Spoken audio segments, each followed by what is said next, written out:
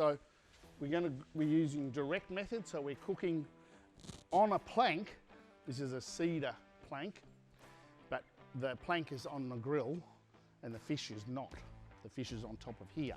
So we're actually roasting, but we're using the plank as our convection tray. So I've soaked this for about an hour, half an hour to an hour.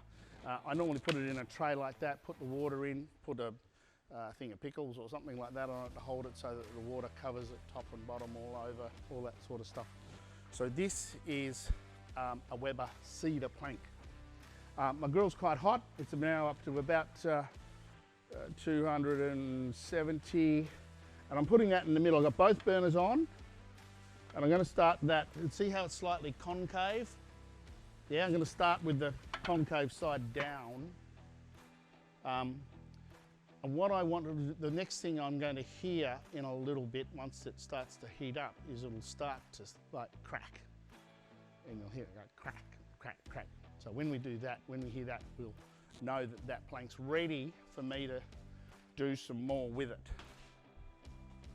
And what I want to do is, because the planks on the grill will actually deliver a little bit of smoke. And so I want that cedar smoke sort of taint on the fish itself. We've got to about the right amount of cracking.